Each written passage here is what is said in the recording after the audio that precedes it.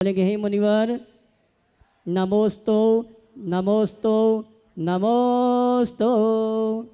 और आइए गुरुवर के आशीर्वाद से हम और आप शंका समाधान के कार्यक्रम के लिए निवेदन करेंगे। परम पूज्य मुनिवर संधान सागर जी महाराज से दोनों हाथ उठा के जयकारा लगाएंगे। बोले परम पूज्य मुनिवर श्री प्रमाण सागर जी महाराज की। आज का यह शंका समाधान का सत्र गुरु चरणों में अपन चलते हैं और नमोस्तु निवेदित करते हुए आज अपन गुरु चरणों में प्रश्न यह शंका समाधान का सत्र प्रारंभ करें। और प्रथम प्रश्न के लिए मैं आमंत्रित कर रहा हूँ प्रशांत कुमार जी जैन, रिटायर्ड बैंक अधिकारी। वे अपना प्रश्न गुरु चरणों में रखें और उसके बाद में श्रीमान कैलाश चंद जी काला तैयार रहें। प्रातः स्मरणीय गुरुदेव के चरणों में मेरा कोट कोट नमन। ऊपर आ जाइए।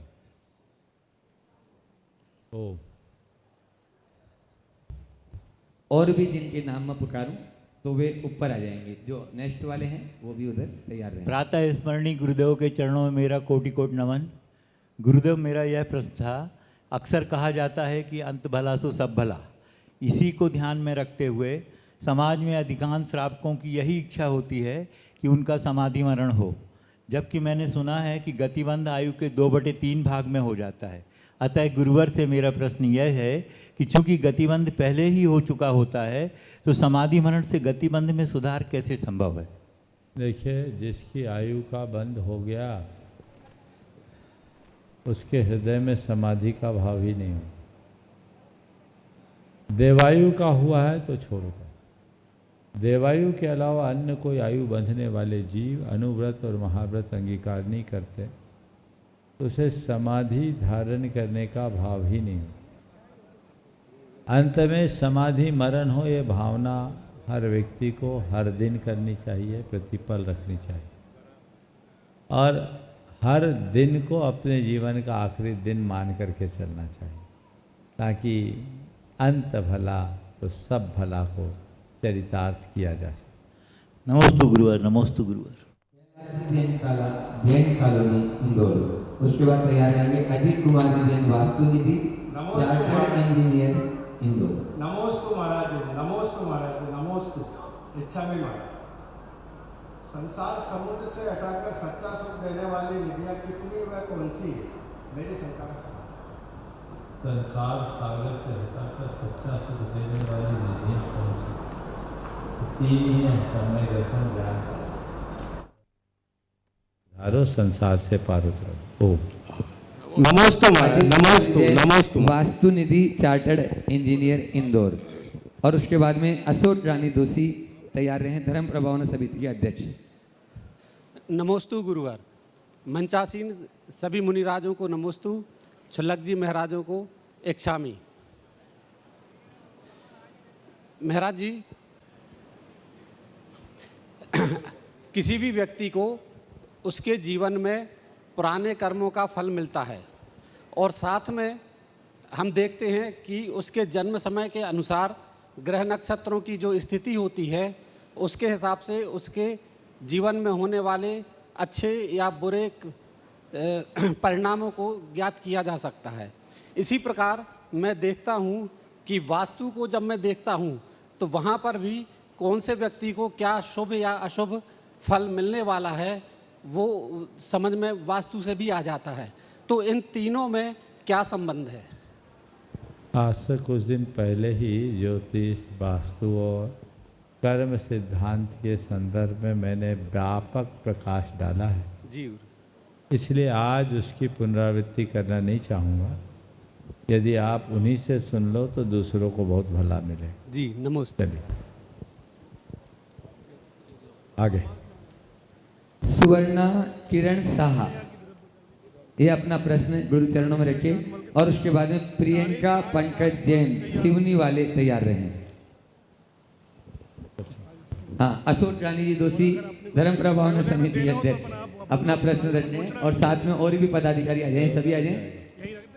मुकेश जी, मुनि संघ के चरणों में सत सत वंदन। छुल्लक जी को इच्छामी। महाराज जी, एक निवेदन ये था कि भावना योग आप आए उसके बाद 16, 17, 18 अगस्त को हुआ और उसके बाद में फिर पर्यूषण में हुआ, लेकिन केवल श्रीवीर वालों को ही सीमित रहा, सुबह 5 से 6। तो हमारी धर्म प्रभावना समिति की ये इच्छा है कि मध्य प्रदेश लेवल पे एक भावना योग आने वाले दिनों में अगर हो जाए तो बहुत अच्छा रहेगा। दूसरा एक निवेदन ये है कि महाराज श्री की जो 17 तारीख है, इस चतुर्मास का 17 तारीख से बड़ा संबंध लगता है मुझे। 17 जुलाई को प्रवेश हुआ, 17 सितंबर को पूर्णिमा थी और पर्यूषण की समाप्ति हुई। अब 17 अक्टूबर को वो आचार्य श्री का पूर्णिमा है और 17 नवंबर को फिर पिछी परिवर्तन है। तो इस 17 का योग कैसे बैठ रहा है, ये कुछ समझ में नहीं आ रहा है। अब महाराज श्री प्रश्न मेरा अच्छा, ये भूमिका है। प्रश्न ये है महाराज श्री की हिंसा को लेकर मेरा है कि महाराज श्री हिंसा 2 तरह से होती है, एक तो शारीरिक हिंसा और एक वाणी की हिंसा। तो शारीरिक हिंसा में तो आदमी को सजा वगैरह मिलती है, पुलिस का तिरस्कार, अपमान सब सहना पड़ता है। लेकिन जो वाणी की लोग हिंसा करते हैं उनका क्या महाराज जी, उन्हें क्या सजा मिलती है, उसकी रोकथाम के क्या उपाय है? कुछ लोग अपनी लेखनी से भी हिंसा करते हैं, कुछ लोग अपनी वाणी से करते हैं और ये उसका कोई रोकथाम ही नहीं है। तो महाराज जी मेरा निवेदन ये है कि ये वाणी की हिंसा की क्या रोकथाम और क्या उसका सजा हो सकती है? देखिए, बहुत अच्छी बात आपने की। सबसे पहले तो भावना योग के संदर्भ में आपने कही, मैं तो कहता हूँ आप करिए कार्यक्रम, क्या दिक्कत है। हालांकि एक रूपरेखा तो आप लोगों का पहले से प्रस्तावित है ही, उसी को बड़ा रूप देना चाहते हैं मध्य प्रदेश। बिल्कुल बड़ा रूप ही देना है और दिया जा रहा है। मेरे ख्याल से जल्दी ही वो बात आकार लेगी। बहुत अच्छा। भावना योग एक ऐसा कार्यक्रम है जो सर्वजन हिताय है और हमें इसे आगे प्रोत्साहित करना चाहिए, आगे बढ़ाना चाहिए। इससे समाज का बड़ा लाभ है। 17 तारीख का योग इंदौर के साथ कुछ अच्छा ही है। 17 जुलाई, 17 अगस्त को शायद मोक्ष सप्तमी था, 17 सितंबर को दशलक्षण की पूर्णा होती थी और 17 अक्टूबर शांति धारा भी पूर्णा होती। 17 अक्टूबर को शरद पूर्णिमा, महाराज जी का दीक्षा दिवस, और फिर अब 17 नवंबर को विधान का समापन, पिछी परिवर्तन, आचार्य श्री का आचार्य पदारोहण। इस 17 का योग इसलिए हुआ है कि 17 बातें से सब योग बचे रहे। समझिए, 17 बना रहे, 17 की बातें ना हो, और 17 को मिलाए तो एक साथ 8 होता है। बिल्कुल। और 8 में ही ठाठ है। 8 को काटेंगे तो 8 गुणों से मंडित होकर अष्टम भूमि में हम अपना स्थायी स्थान पा सकेंगे। हो सकता है ये सहज नियोग अपने आप इसी वजह से बना। प्रश्न महाराज जी? हाँ, आपका एक इनका सवाल तो रह ही गया। हम किसी को शारीरिक रूप से मारते या प्रताड़ना देते हैं तो उसका दंड दिखता है, लेकिन वाचिक और मानसिक स्तर पर हम जो हिंसा करते हैं उसका दंड क्यों नहीं? देखिए, कानून में और धर्म में यही अंतर है। कानून अपराध की सजा देता है और धर्म पाप की। कानून की दृष्टि में अपराध वही है जो प्रकट हो, और धर्म की दृष्टि में पाप वह है जो मन में आ जाए। तो अपराध हमारे पाप का क्रियान्वित रूप है, जिसे धर्म रोकने की बात करता है, लेकिन पाप जिसे कानून रोकता है, और पाप हमारे अंतर मन से उत्पन्न होता है जिसे धर्म नियंत्रित करता है। मैं ऐसा कह सकता हूँ कि अपराध की सजा यहाँ कानून दे देता है, पर पाप की सजा के लिए व्यक्ति को भवांतरों में भोगना पड़ता है। इसलिए हमें चाहिए कि हम पाप से भी डरे। कानून से बच जाना बड़ी बात नहीं है, और कुदरत के कानून से बच पाना सहज बात नहीं, इसलिए हमें कुदरत के कानून से डरना चाहिए। और जब हम कुदरत के कानून से डरेंगे तो पाप से बचने की सहज भावना प्रकट हो। नमस्ते। आज अपने बीच में सुवर्णा किरण शाह सोलापुर से और प्रियंका पंकज जी जैन सिवनी वाले, आपने भावना योग के बारे में बहुत कुछ जाना और सुना होगा। इनको भी बहुत लाभ मिला है, उनकी ही जुबानी अपन सब सुनते हैं। वे दोनों अपने अनुभव का शेयर कर रहे हैं। प्रियंका जैन, पंकज जैन सिवनी और सुवर्णा किरण शाह सोलापुर। एक एक पहले अलग कर लें। नमस्ते महाराज जी, नमस्ते महाराज जी, नमस्ते महाराज जी। मुझे 10 साल से तो कैंसर है, लेकिन आपने जो बताया वो नमोकार मंत्र लिखने से भावना से मैं ठीक जा रही। फिर पिछले साल बहुत तकलीफ हुई कि डॉक्टर ने जवाब दे के आप कोई नहीं है। और वो मेरा ननन का बेटा था, वो बोले अंदर कुछ बचा ही नहीं, कहाँ ऑपरेशन करूँ कहाँ ख़त्म करूँ, कुछ समझ में नहीं आता। मैं बोली सल्लेख ना ले लूँ क्या था, वो मायूस होकर हाँ बोला। फिर मैं मेरा बेटा और पुणे का आशीष शाह, वो ननन का ही बेटा है, वो दोनों मिलके आचार्य श्री के निवेदन देने गए सल्लेखना की। आचार्य श्री ने बोले उनको लेके आओ, तो मुझे लेके गए। फिर आचार्य श्री 10 जून को मिले तो बोले आपको क्या करना है। मैं बोले धर्म छोड़ना नहीं, मुझे ऑपरेट तो करना ही नहीं, अब सल्लेख लेने हैं। तो बोले आप सल्लेखना का टाइम नहीं है, वो प्रमाण सागर जी महाराज जो बोलते हैं ना वो भावना करते रहो, और नमोकार जो मंत्र लिखने को बोले ना वो भी ब्रह्म मुहूर्त लिखते रहो। आज तक मैं वही करते आई हूँ, मैं सही सलामत हूँ। नहीं तो अन्न खा नहीं पाती, सब यूरिन के थ्रू निकल जाता था, एक कण भी नहीं खा पाती थी। तो अब सब ठीक हो गया महाराज। इतना ज़बरदस्त धर्म और भावना योग है कि मैं कैसे बताऊँ। मैं फाइल लाई है पूरी महाराज जी, इसको देखना है तो देख लो कि कोई भी डॉक्टर नहीं बोलेगा कि इससे बचाएगा।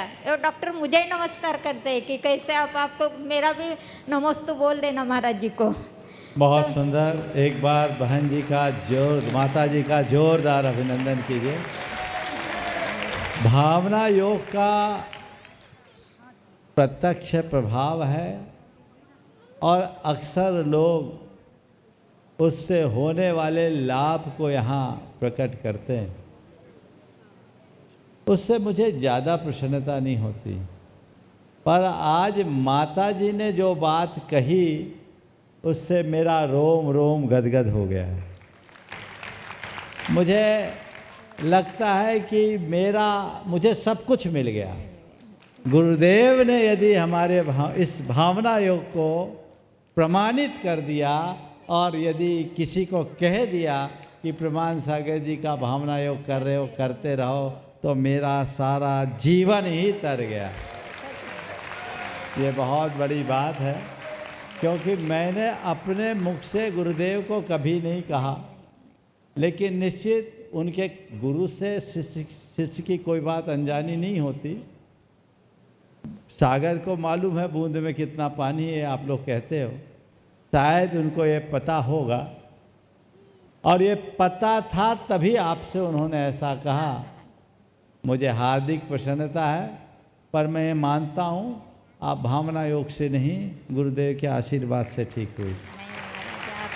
लेकिन मैं आज आप सबसे कहता हूँ, आप जो अपनी फाइल लाई हो, उस फाइल को स्कैन करके अपने रिकॉर्ड में रखें। ये हमारे आगे के अध्ययन में बहुत कारगर बनेगा, मददगार बनेगा। और आपने जो बात कही है बहुत प्रशंसनीय है। जून 2023 में गई थी आप? हाँ 2023। हाँ 2023 में गई। 23 में। और आज देख के कोई कह नहीं सकता कि इनके साथ कुछ हुआ है। मुझे बहुत अच्छा लग रहा है। मैं और लोगों से भी कहूँगा कि भावना योग का आप श्रद्धांत सहित नियमित प्रयोग कीजिए। वो आपके जीवन के लिए बहुत बड़ा आधार बनेगा, बल्कि जीवन का वरदान बनेगा। आप लाभान्वित हैं। बहुत बहुत आचार्य श्री के बोले ना भावना जबरदस्त है, प्रभान सागर महाराज जी भी जबरदस्त है, तो खूब हंसने लगे। अच्छा, बहुत सुंदर। सुवर्णा की एक किरण है सोनी। अपना नाम और गांव का नाम और बोल दो।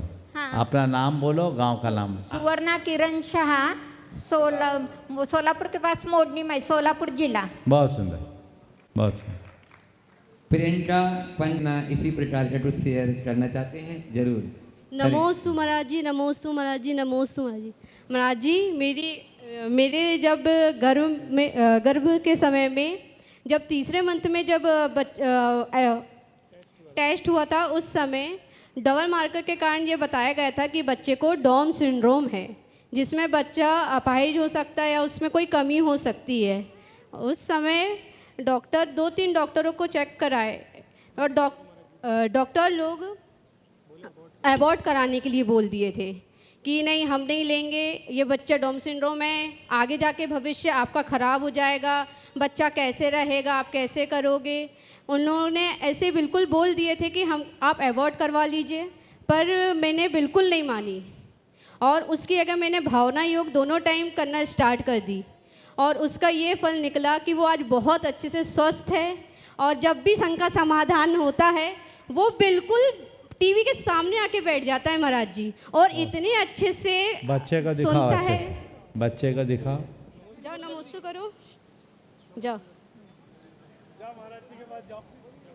हाँ वहीं से फोकस कर लो, नमस्ते करो अच्छे से बैठ के, नमस्ते बोलो, बहुत सुंदर,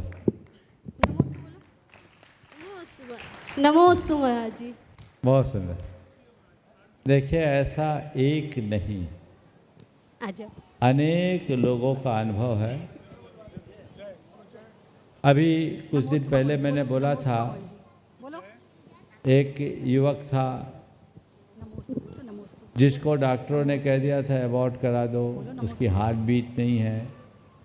उनने अबॉर्ट कराने की जगह उस बच्चे को जन्म दिया, वो बच्चा सकुशल है, सकुशल है। डॉक्टरों ने कहा था एक छोटा सा ऑपरेशन करना होगा, लेकिन यहीं आकर के फिर दोबारा दिखाया तो कहा अब उस बच्चे को ऑपरेशन को भी ज़रूरत नहीं। जिनके चौथे महीने में ब्लीडिंग हो गई, उनके बच्चे भी स्वस्थ और ट्विंस हुए। तो मैं आप सबसे कहता हूँ भावना योग तो गर्भावस्था में करना ही चाहिए। और ऐसे अनेक लोगों के ये भी अनुभव है जिनको संतान नहीं होते थे, उनने भावना योग किया, निसंतान दंपतियों ने, और 1 साल के भीतर रिजल्ट मिल गया। भावना योग का ये चमत्कार है। कईयों की सूनी गोद भी भरी है। तो भावना योग अपने आप में चमत्कार है, आप इसे अपनाइए और उसका लाभ लीजिए। बहुत जल्दी एक बृहद स्वरूप में भावना योग का आयोजन यहाँ प्रस्तावित है और एक बड़ा ग्रुप उसे आयोजित करने के लिए योजना बना रहा है। आप सबको उसकी जानकारी मिलेगी और जब भी उसकी जानकारी मिले बृहद पैमाने पर आप सब उसका लाभ लें और ऐसा वातावरण बनाएं कि हर घर में भावना योग का प्रयोग हो सके, जो हम लोगों के लिए बहुत बड़ी बेहतरी का आधार बने। महाराज जी मेरी एक क्वेश्चन भी है।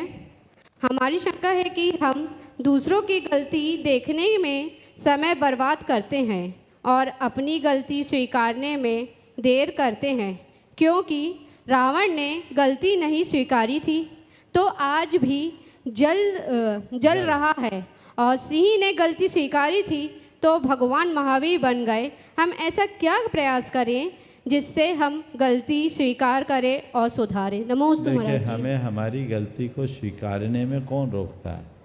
हमारे मन का अहंकार। ये अहंकार हमें रोकता है, वो हमें तोड़ता है। यदि हम अपने अहंकार को गला दें तो गलतियां भी कम होगी, और कदाचित गलतियां हो जाए तो उसको स्वीकारने में कोई संकोच नहीं हो।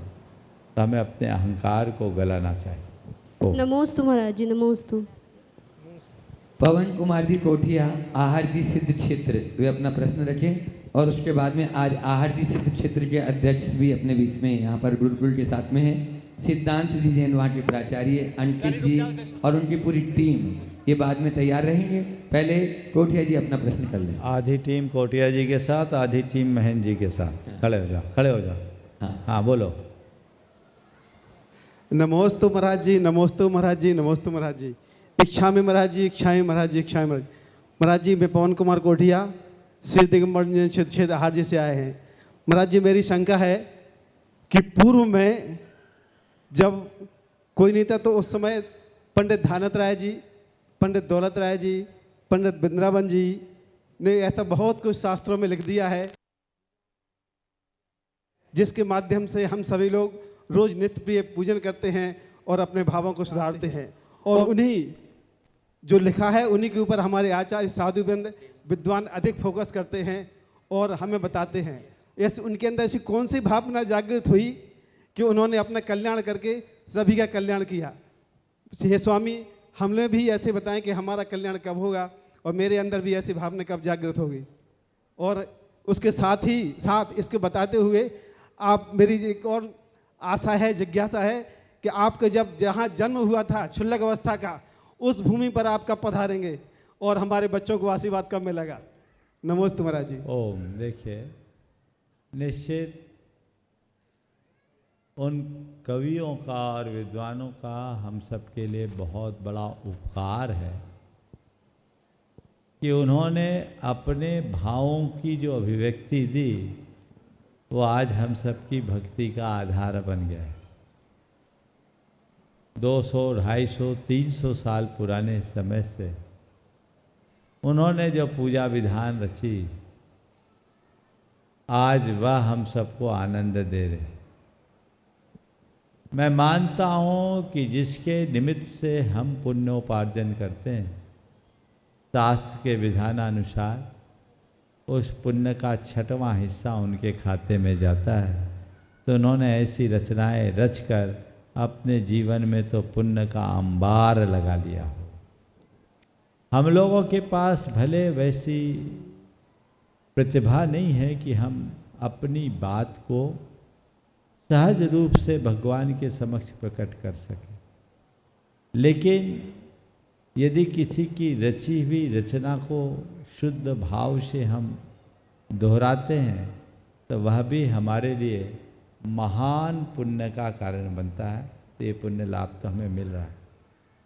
हिंदी के कवियों ने हिंदी में लिखा, उससे पहले अपभ्रंश में भी लिखे गए, संस्कृत में भी रचनाएं हुई, प्राकृत में भी रचनाएं हुई। हर काल में महान महान आचार्यों, मुनियों और विद्वानों ने ऐसा लिखा है। आज भी लिखा जा रहा है। कोई भी लिखे, हम किसी की लेखनी का लाभ लें तो हमारा तो कल्याण हो ही सकता है, लेकिन जब कभी भी हम ऐसा करें, उनके प्रति कृतज्ञता का भाव जरूर रखना चाहिए कि आज उनके निमित्त से हम भगवान की आराधना करने में समर्थ हो रहे हैं। आपने जो पूछा है आहार जी कब पधारेंगे, देखो जब नियोग होगा तो हो जाएगा, मुझे पता नहीं, लेकिन निश्चित आहार जी सिद्ध क्षेत्र एक बड़ा मनोरम क्षेत्र है। हम लोग गुरुदेव की शरण में 1985 का चातुर्मास वहाँ बिताएं और वहीं ब्रह्मचर्य अवस्था से हम क्षुल्लक दीक्षा को प्राप्त किए।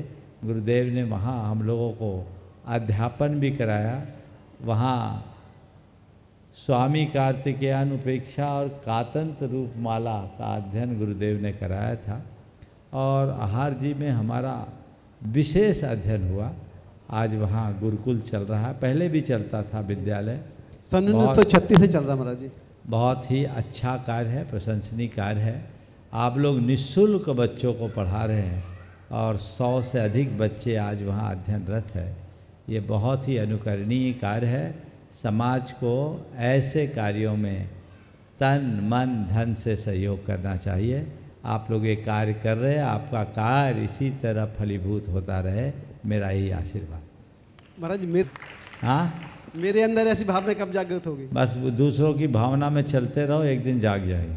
अध्यक्ष महेंद्र जी वे अपना प्रश्न रखें और गुरुकुल के बच्चे भी अपने स्थान पर खड़े हो जाएं वहीं पर। हाँ, प्राचार्य जी कर।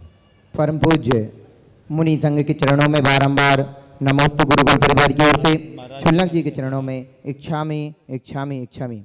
महाराज श्री हम सभी सिद्ध क्षेत्र आहार जी से यहाँ पर पधारे हुए हैं और वहाँ पर आहार जी में सन 1936 में परम पूज्य क्षुल्लक श्री 105 गणेश प्रसाद वर्णी जी ने गुरुकुल की स्थापना की। गुरुकुलों की स्थापना छुल्लक गणेश प्रसाद वर्णी जी ने कई स्थानों पर की, जिसमें बनारस, वरुआ सागर, मोराजी, साड़ूमल, आहार जी में भी 1936 में स्थापना की।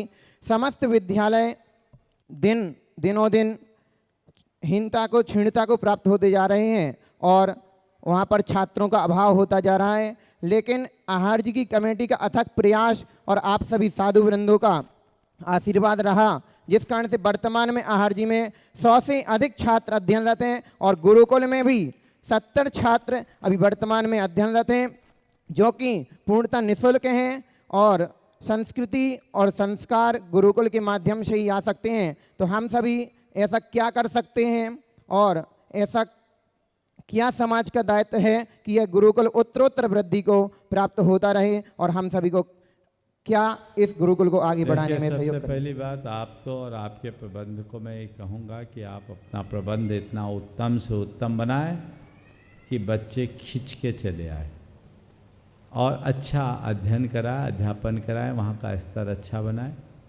समाज के लिए कहूँगा कि वे अपने बच्चों को ऐसी जगह भेजें जहाँ उनको अध्ययन और संस्कार दोनों प्राप्त हो, और आम जनों से कहूँगा कि ऐसी संस्थाओं के हाथ मजबूत करे ताकि वहाँ की व्यवस्था सुव्यवस्था का रूप ले सके।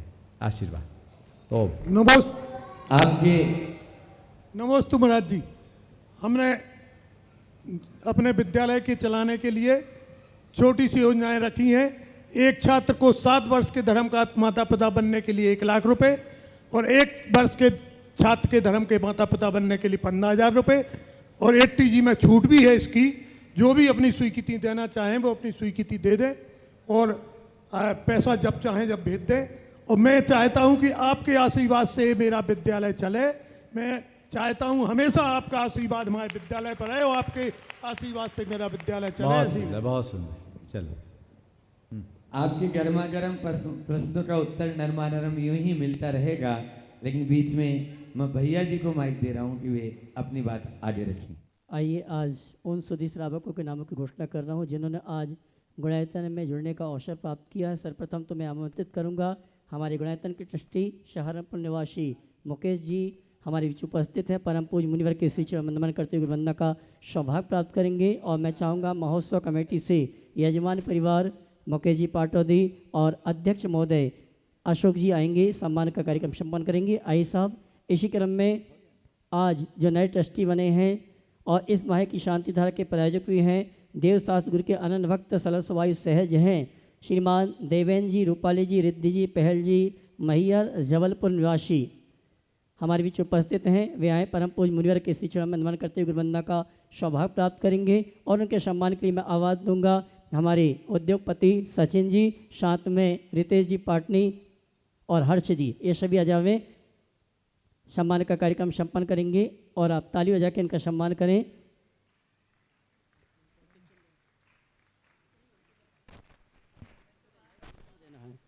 श्रीमान देवेंद्र जी, रूपाली जी, रिद्धि जी, पहल जी, मैया जबलपुर निवासी जिन्होंने आज गुणायतन ट्रस्टी के रूप में जुड़ने का अवसर प्राप्त किया है, उनके सम्मान के लिए मैंने आवाज़ दी है। गुणायतन ट्रस्टी भाई सचिन जी, रितेश जी, साथ में हर्ष जी, ये सभी आएंगे।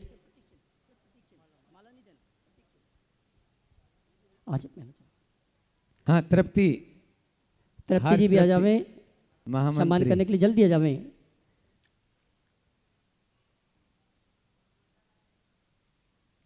श्रीमान देवेंद्र जी, रूपाली जी, रिद्धि, पहल जी, मैहर जबलपुर निवासी जिन्होंने आज गुणायतन ट्रस्टी के रूप में जुड़ने का अवसर प्राप्त किया है, उनके सम्मान के लिए आवाज़ दी मैंने। भाई हर्ष जी, रितेश जी, सचिन जी और तृप्ति जी और साथ में रानी जी, ये सभी सम्मान का कार्यक्रम संपन्न कर रहे हैं। आप जोरदार ताली बजाकर सम्मान करें। और आइए चलते हैं पुनः संघ का समाधान के कार्यक्रम में अपनी शंकाओं का समाधान प्राप्त करने के लिए। और मैं चाहूँगा आज जो नए ट्रस्टी के रूप में गुणायतन से जुड़े हैं ऐसे देवेंद्र रूपाली जी, अपना प्रश्न गुरु चरणों में यहीं से रख लें ताकि समय बचेगा। और उसके बाद में तैयार रहेंगे अविनाश जी जैन, विद्यावाणी उपनाम जिनका है, और ऐसा ही काम भी कर रहे हैं धर्म प्रभावना समिति में सच्ची प्रभावना, और साथ में राहुल भी अभी साथ में रहेंगे, वो भी दोनों ही चीफ ब्यूरो यहाँ के हैं, तो वे अपनी जो है शंका गुरु चरणों में रखेंगे। तीनों मुनिराजों को मन वचन काय से नमोस्तु नमोस्तु नमोस्तु। मुनीश्री जी, हमारा एक छोटा सा प्रश्न है। हम सुबह जैसे उठते हैं और रात तक जाते हैं, घर से ऑफिस या घर वापस लौटते हैं, मंदिर जाते हैं, तो हर जगह कन्फ्लिक्ट होता है। तो कन्फ्लिक्ट से कैसे बचें, उसको यदि हम सकारात्मक रूप में कैसे बदलें?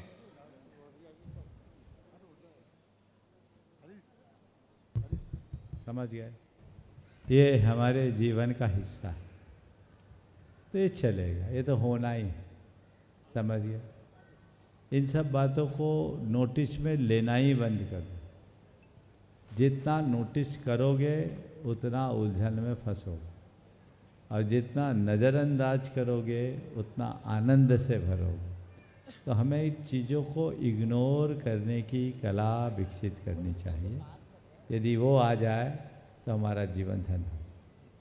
नमोस्तु महाराज, नमोस्तु। अविनाश जी पत्रकार, साथ में राहुल भैया, गुरुदेव के चरणों, उद्योगपति भी वहीं हुए, अपना प्रश्न अलग से कर लेंगे।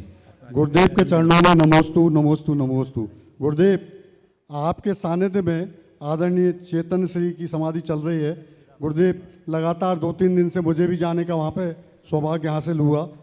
मैं ये चाहता हूँ गुरुदेव, हमारा प्रश्न है कि इसको देखने से, समाधि को देखने से कौन सा पुण्य लाभ मिलता है, तथा दर्शकों को कौन कौन से नियमों का पालन करना चाहिए, तथा ऐसी कौन सी भावना भाएं जिससे हमारा भी अंत समय किसी अस्पताल में ना हो करके गुरु चरणों में हो। देखिए, किसी की भी समाधि हो, समाधि देखने से 2 बड़े लाभ होते हैं। पहला, हमारा भेद विज्ञान पुष्ट होता है, और दूसरा, समाधि देखने से खुद की समाधि की भावना विकसित होती है। तो शास्त्रों में तो मुनियों के लिए भी ये लिखा है कि यदि कहीं समाधि चल रही हो तो तीर्थ यात्रा का विकल्प छोड़कर इस जीवन तीर्थ की वंदना करो। मुनियों के लिए, मुनियों के समाधि के संदर्भ में।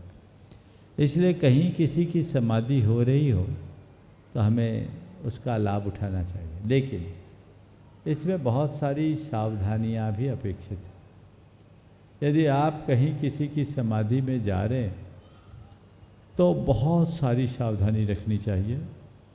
उनका दर्शन दूर से होना चाहिए, उनको किसी तरह से डिस्टर्ब नहीं करना चाहिए, उनके सामने पुरानी बातों को याद दिलाने का प्रयास नहीं करना चाहिए। हमें पहचाने, हम कौन हैं, क्या है, ये सब भुला देना चाहिए। हम लोग नाम भी परिवर्तित कर देते हैं, और उनको ज़रूरत से ज़्यादा सुनाना भी नहीं चाहिए। उनको पाठ आदि उतना ही सुनाना चाहिए जितना वह सुन सके। अब चाहे जो वो विश्राम में है तो उनको हिलाए डुलाए, ये उचित बात नहीं है। उनकी क्षमता को मेंटेन करने का पूर्ण प्रयत्न करना चाहिए, और निकट में उन्हीं लोगों को रहना चाहिए जो उनकी भाव और भाषा को समझ सके, और जो किसी को उठाने बिठाने की कला में निपुण हो। अगर उठाने बिठाने में थोड़ी ऊपर नीचे हो जाए तो शरीर तो ऐसे ही लुंज पुंज हो चुका होता है, दिक्कत। वो कुछ कहे, भावनाओं को न समझ पाए तो उन्हें क्षोभ भी आ सकता है। तो उनके अंदर का वैराग, उनके अंदर की क्षमता बनी रहे, ये देखना चाहिए। और एक सबसे बड़ी सावधानी, इन्फेक्शन से बचने की। कहीं पर भी समाधि हो, बिना मास्क के आम आदमी को जाने ही नहीं देना चाहिए। अभी यहाँ समाधि चल रही, सवाल सुन करके आप लोग लाइन मत लगाना, अभी वहाँ पर प्रतिबंधित है सबका प्रवेश। और जो भी जाए, परिवार के लोग भी मास्क लगाए बिना न जाए और दूर से दर्शन करें। पास में जो जाए वो सोले के वस्त्र पहन कर जाए, वही टच करे। ऐसी व्यवस्थाएं बनाना चाहिए, क्योंकि थोड़ी सी चूक में बहुत बड़ा नुकसान हो सकता है। इसलिए हमें पूर्ण सजगता के साथ सावधानी रखनी चाहिए। नमोस्तु गुरुदेव, नमोस्तु। सचिन जी उद्योगपति, गुणायतन ट्रस्टी, और उसके बाद में छुल्लट पूरा धर्म प्रभाना स्वरूप सागर जी महाराज जी। हाँ, नमोस्तु गुरुदेव, नमोस्तु गुरुदेव। गुरुदेव, बड़ी प्रसन्नता का विषय है कि आपके माध्यम से जो एक नया अभियान चालू हुआ था कि किसी भी विधान में और मंदिरों में जो द्रव्य सामग्री निकलती है और वह उसका माली बाजार में जाकर बेच देता है और वह निर्माल्य की वस्तु जनरल लोगों के खाने में आती है। और जैसा कि आचार्य श्री ने कहा कि आगम में लिखा है कि जो निर्माल्य की जो सामग्री है मंदिर में जो चढ़ी, वह पशुओं के पशु पक्षियों के काम आए तो सर्वाधिक उपयुक्त होता है। गुरुदेव, अपने यहाँ जो विधान हुआ, अपने यहाँ जो पर्यूषण पर्व में जो 10 लक्षण पर्व में जो सामग्री निकली थी, 4.5 टन सामग्री निकली थी और ये 4.5 टन सामग्री का ये पशु आहार बनकर गुरुदेव तैयार हो गया है। और दिखाओ भाई, मैं भी देखना चाहूँगा।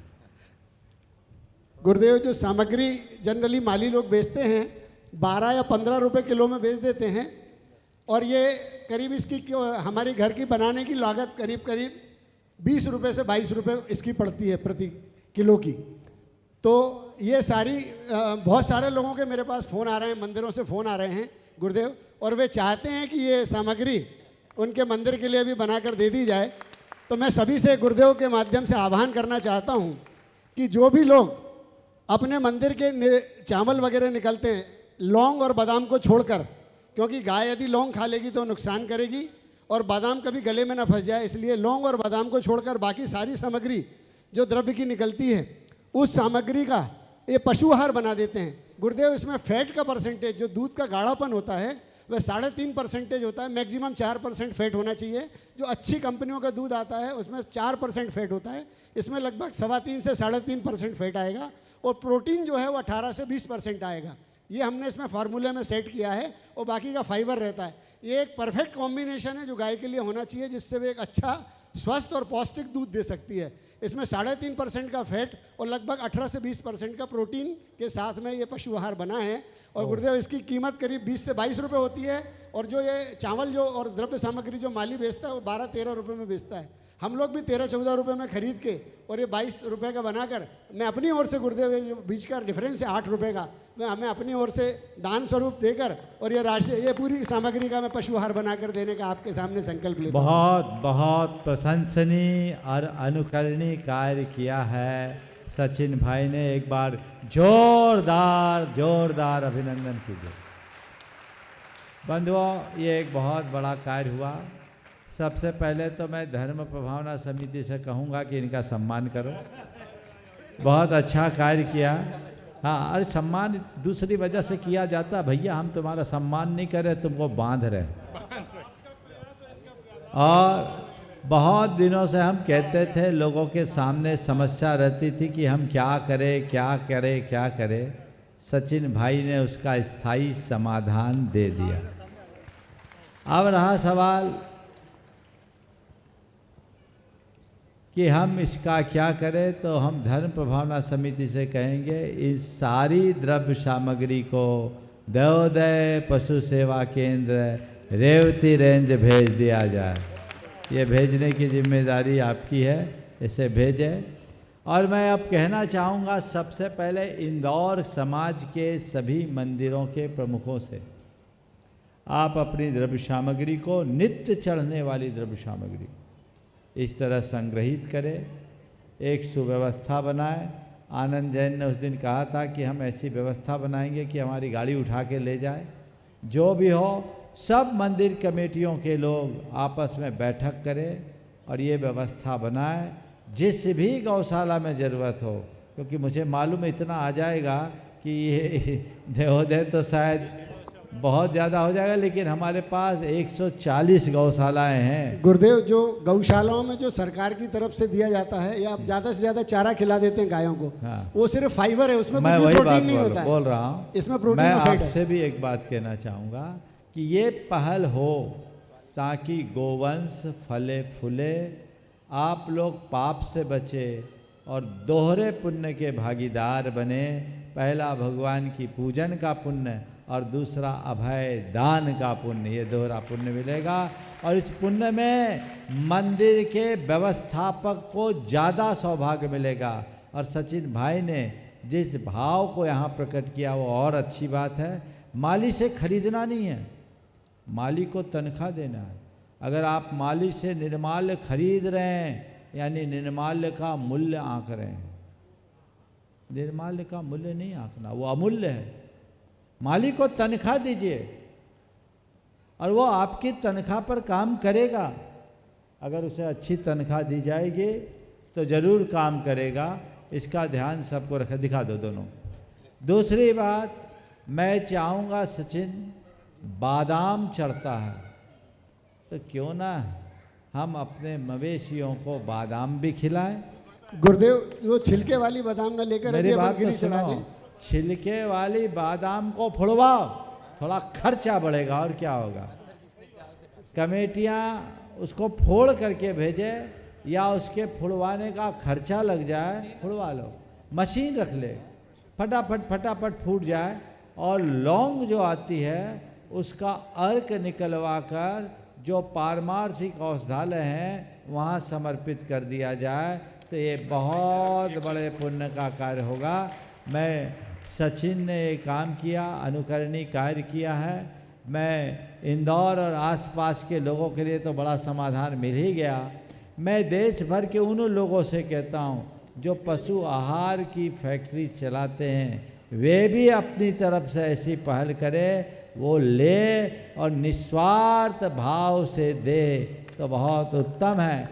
कदाचित कोई ऐसे लोग जो निस्वार्थ न भी दें तो कमेटियाँ उनको बनवाई का खर्चा दे करके ले ले और वो आसपास के पशुओं को दे तो बहुत अच्छा है। ऐसा मैं इसलिए कह रहा हूँ क्योंकि इंदौर भेजना और इंदौर से बुलाना ट्रांसपोर्टेशन ही बहुत ज़्यादा हो जाएगा। इसलिए निकटवर्ती जहाँ जहाँ स्थान वैसा करे और बल्कि इस तरह की व्यवस्था समाज के बड़ी बड़ी समाज जहाँ है वहाँ ऐसी कोई एक छोटी यूनिट हो जो कम लागत की हो।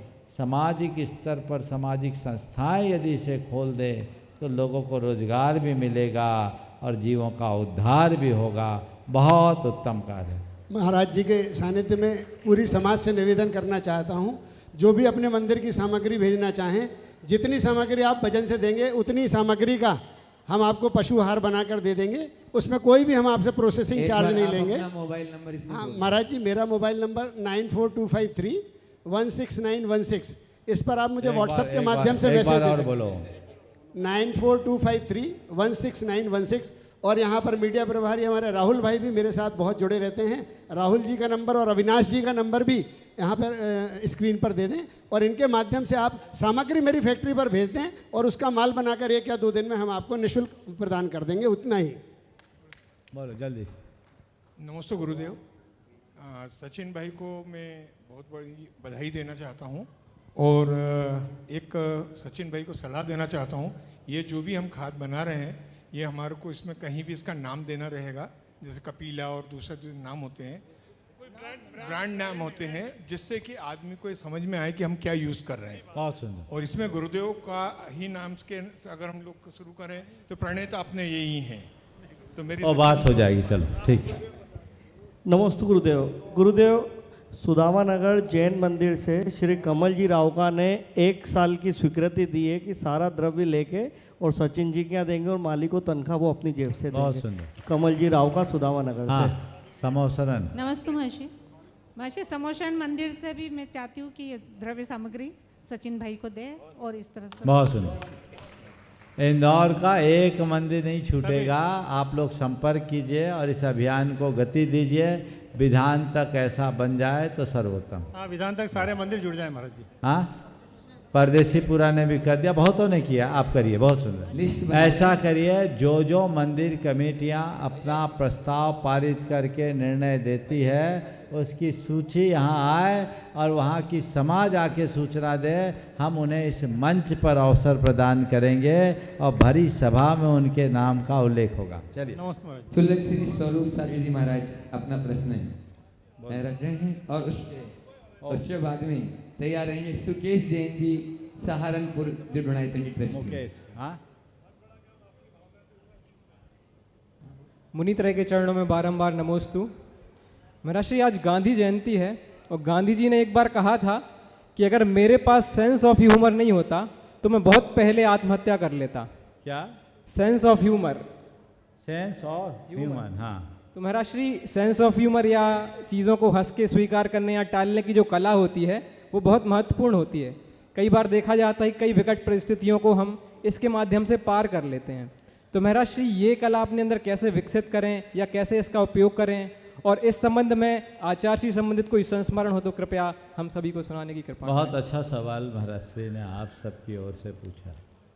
सेंस ऑफ ह्यूमर बहुत महत्वपूर्ण बात है। ये कला हर किसी में नहीं होती, लेकिन जिसमें होती वही महान बनता है। गांधी जी ने ये बात बिल्कुल यथार्थ लिखी है। उनके अंदर ये कला थी। ये कला विकसित कैसे करे? दो काम करे। यदि व्यक्ति अपने भीतर दो क्षमता विकसित कर ले, नज़रअंदाज करने की और बर्दाश्त करने की, कुछ बातों को नज़रअंदाज करे और कुछ चीज़ों को बर्दाश्त करे। नज़रअंदाज और बर्दाश्त करने के लिए हमें दो बातें और अपनाना हो। पहले अपनी सोच को सकारात्मक बनाना हो, और दूसरी बात अपने चिंतन में उदारता लानी हो। अगर सोच सकारात्मक होती है तो हम सहनशीलता भी अपनाते हैं और नज़रअंदाज भी करते हैं।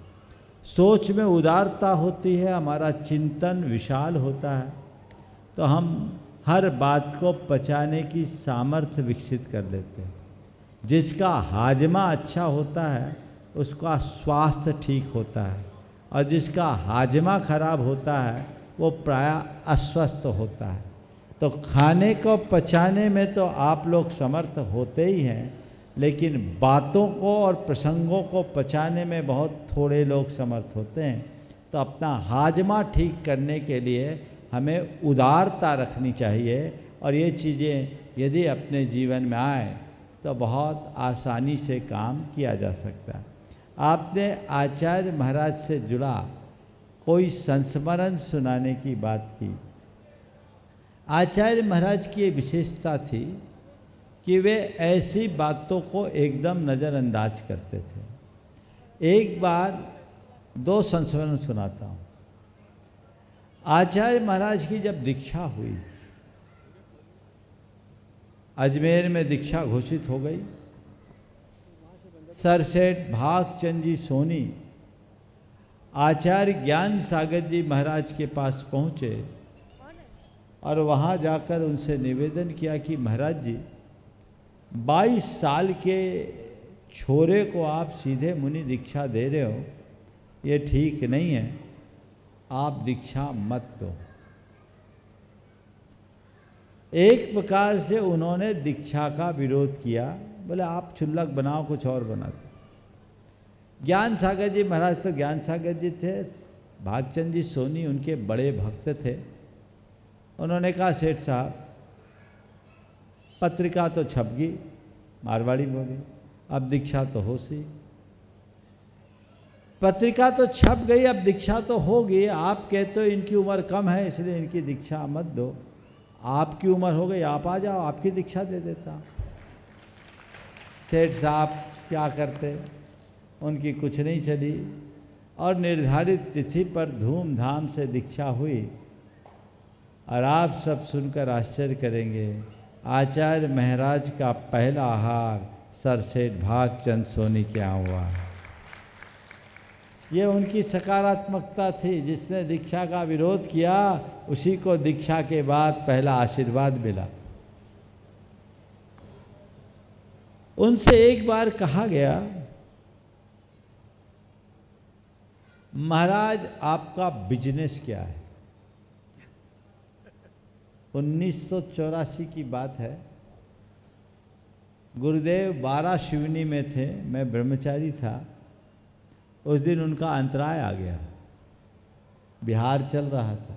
अंतराय के बाद बैठे थे, एक संभ्रांत से सज्जन आए और आते ही उन्हें सीधा सीधा सवाल जड़ दिया, महाराज Shri what is your business? इस बेतुके और अटपटे प्रश्न को सुनकर हम लोग कोई प्रतिक्रिया दे पाए, उससे पहले गुरुदेव के उत्तर ने पूरे वातावरण को परिहास में बदल दिया।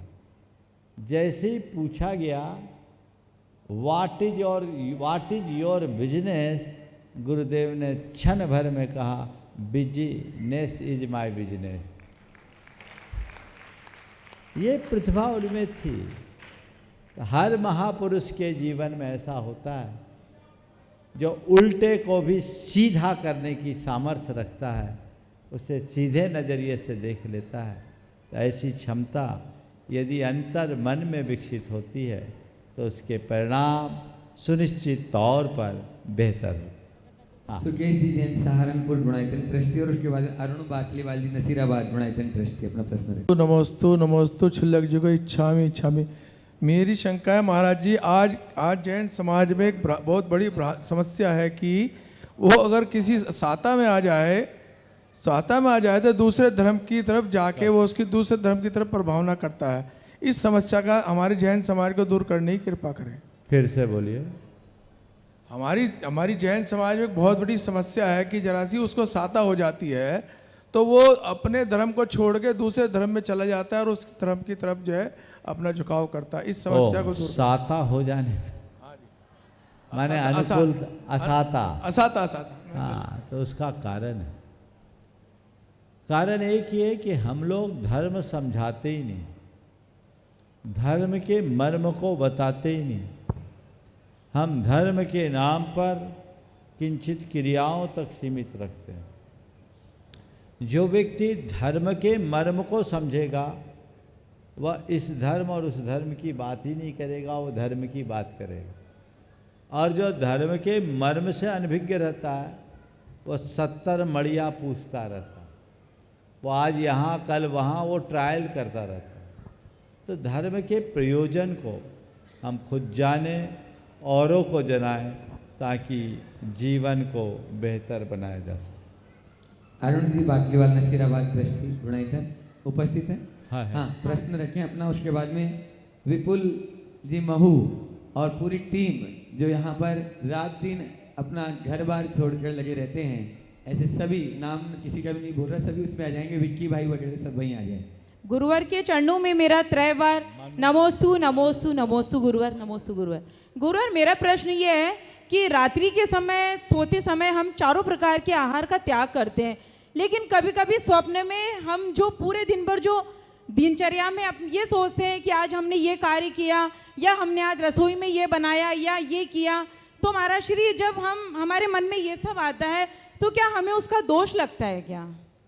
ऐसा है कि रात में एक बार मुझसे पूछा कि महाराज मेरा रात्रि भोजन का त्याग है और एक दिन सपने में मैंने रात में खा लिया, दोष लगेगा क्या? तो मैंने उनसे सवाल किया, ये बताओ सपने में रात में खाया तो उस सपने में दिन था कि रात? रात ही थी। सपना तो रात में देखा था। हाँ। लेकिन तुमने सपने में क्या देखा कि हम कहीं हैं और खा लिए, तो जहाँ है वहाँ दिन था कि वहाँ रात? वहाँ रात ही थी।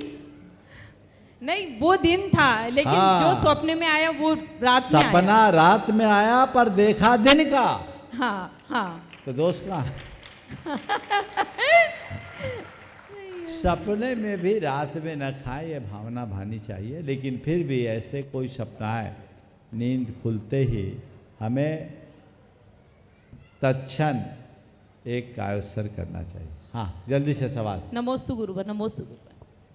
बोलो। हाँ जल्दी। सभी पूरी टीम के साथ में जल्दी करें। गुरुवर के चरणों में मेरा बारंबार नमोस्तु। गुरुवर अभी पीठ पर चल रहे हैं, जैनों में पितरों के श्राद्ध जैसी कोई व्यवस्था नहीं होती। मेरा प्रश्न है कि हम अपने स्वर्गीय माता पिता या पूर्वजनों के नाम से जो दान धर्म की क्रियाएं करते हैं, क्या उनका फल उन्हें मिलता है? हमारे पर ओम, तुम्हारे सवाल का उत्तर एक ही पंक्ति में दे रहा हूँ क्योंकि ओवर समाप्ति पर है। जो जीते जी माँ बाप पर श्रद्धा रखते हैं उनको मरने के बाद श्राद्ध रखने की जरूरत ही नहीं पड़ती, इसलिए श्रद्धा रखो, श्राद्ध की जरूरत ही नहीं पड़ेगी। ओम, खत्म। चलो अनुराग का एक सवाल तो कर लो। चलो आखिरी अनुराग। अनुराग जी भोपाल। भोपाल नहीं, कटनी। कटनी प्लस भोपाल, भोपाल कटनी। भोपाल। महाराष्ट्री नमोस्तु नमोस्तु नमोस्तु। महाराष्ट्री हमारा प्रश्न ये है कि जो भगवान शांतिनाथ की मूर्ति में जो चिन्ह है वह जो हिरण का जो चिन्ह है उसमें किसी मूर्तियों में 12 सिंह का है, किसी में 2 सिंह है, किसी में 4 पैर हैं और किसी में हमारे जिनालय में 3 पैर वाली भी है, 1 पैर ऊपर उठा हुआ है। तो वास्तविक रूप से धर्म सम्मत कौन सा चिन्ह है? जो हिरण का चिन्ह है वो होना चाहिए। 12 सिंघा की जगह चीतल का चिन्ह ही ज़्यादा अच्छा है। चीतल हिरण 2 सिंग वाला और 4 पैर होना चाहिए। अगर कलात्मक दृष्टि से पैर को उठाया तो बनाया तो 4 ही है, वो उसमें कोई बाधा नहीं, लेकिन चिन्ह ऐसा हो जो देखने में सौम्य लगे। इस प्रकार आज के सत्र को परम पूज गुरुदेव के चरणों में नमन अर्पित करते हुए यहीं पर विराम। बोलिए परम पूज आचार्य गुरुवर श्री विद्यासागर जी। जय जय जय।